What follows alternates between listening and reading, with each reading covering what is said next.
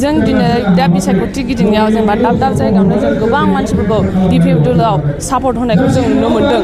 S A youth जोङो दिनै राजखान्थि दिलाव ओंखारनानै जोङो मोनसे गोख्रों थासारि जेनेबा जों राजखान्थि लोगोजों सुबुं समाजखौ सिबिनो थाखाय दिनै जों ओंखारबोदों आरो माखासे सोलायनाय स्ट्रं बेफोरबायदिनि थाखाय जों बेफोर सापर्ट होनो थाखाय जों डिपिएफडब्लिउआव दिनै फैदों आरो जों दिनै दाब दाब जायगायाव गिदिंना नुनो मोन्दों कि गोबां इयुथ्सफ्रानो आरो जोंजों लोगोसे जयेन जाबोगासिनो आरो लोगोआव लाफानानै दङ।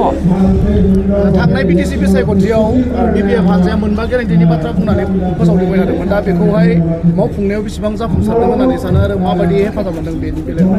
जोंथ' दा नुनो मोन्दों दि 100%आव जोंना 95%आनो जाफुंनाय बायदि नुदों। जोंना हाफ फाट्टा राननाय 100 कोटि इयुथ्सफोरनो होनाय बेखार लाइमोनफोरनो बेफोरबायदि बेखार लाइमोनफोरनि थाखाय जोङो मा होनो गाव गावनि थांना थानायनि थाखाय माबा मोनसे फिसाबाबो राहा खालामना लानो हायो। बेनि थाखाय जोङो बेफोरबायदि रांखौ होनाय जादों जाहाथे जोंनि बिटिसिआव बेखार जेंनाया जोबस्राङो आरो इयुथ्सआ जेब्लाबो स्ट्रं मोनसे इन्डिपेन्डेन्ट गाव गावनि आथिङाव गसंना लानो थाखाय खालामनो हायो।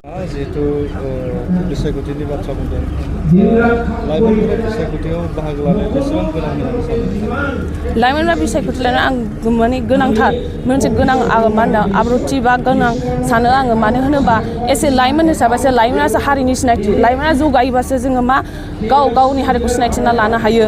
बेनो आरो बेजों लोगोसे जेन'बा बेनो गासिबावबो गुड वे आरो बेड वे थायो। जुदि नों गुड वेजों थाङो गुड रिजाल्ट मोनगोन आरो बेड वेजों थाङो नों बेड रिजाल्ट मोनगोन। बेनो लाइमोनफोरनि थाखाय आरोबाव बे सरकारा मा खामानि मावनो थांखि लाबाय? जोङो जेनेबा 100 कोटिनि रां होनाय बेफोरनो आरो जेनेबा फरायसाफोरनो थाखाय रां अनसुंथाइ टप 10 स्टुडेन्टफोरनो जेनेबा रां अनसुंथाइ होनाय बेफोरनोसै।